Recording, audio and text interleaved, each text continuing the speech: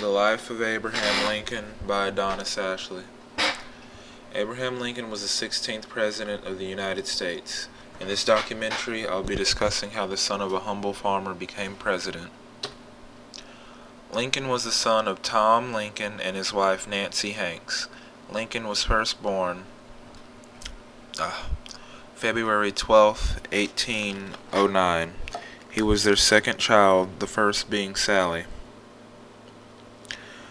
The only form of education Lincoln had during his childhood was from a school that was over 9 miles away, and his mother insisted he and his sister attend.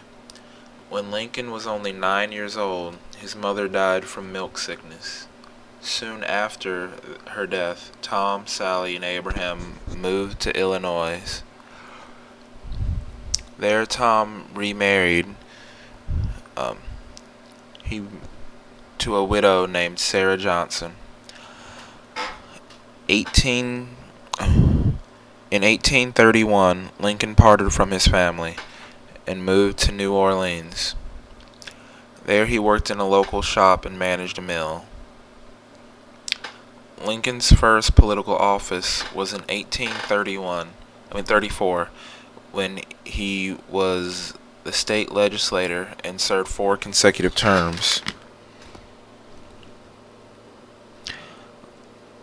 Lincoln became a lawyer in 1836 due to the help of his friend John Todd Stewart. Lincoln was a lawyer for almost 25 years. As a lawyer, here the amount of his success of his career during his career, he had a fair share of wins and losses. One of his most famous cases when he defended the son of an old friend of his and prevented him from being falsely accused of murder. In 1842, he married his wife, Mary Todd.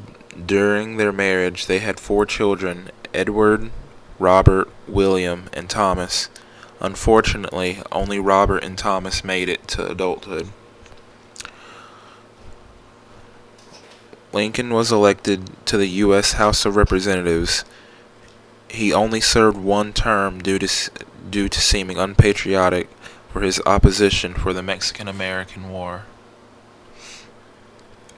Lincoln was elected president in 1860. 3 months before his inauguration, South Carolina seceded, and 6 months later, other deep southern states followed suit, such as Tennessee and Mississippi. At first, when Lincoln entered the office, he didn't know what to do.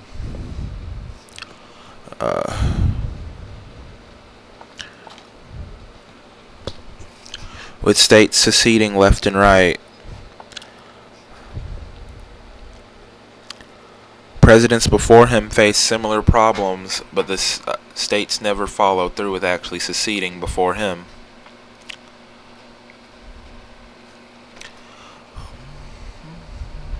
But his hands were tied when the first shot was fired in South Carolina at Fort Sumner on April 12, 1861. Most of Lincoln's first term was him handling the war. In 1862, Lincoln signed the Emancipation Proclamation, the goal of which was to punish the South by taking away their slaves. Slave states that did not secede from the Union were not affected by the proclamation. Lincoln did not believe he would be re-elected due to how he was handling the war and the many controversial and potentially illegal things that he did. Due to his surprise, he was re-elected. A little over a year later, General Robert E. Lee surrendered to Union troops on April 9, 1865. With the war practically over, 1 week later, Lincoln and his wife went to Ford Theater on April 14th to celebrate. Unfortunately, one of the actors that night was a proud Confederate by the name of John Wilkes Booth. he managed to sneak into the president's box and shoot Lincoln in the back of the head. Lincoln died 24 hours later. He was buried in Springfield, Illinois. He may have died, but his legacy will forever be known as the great emancipator and the first Republican to ever hold the White House.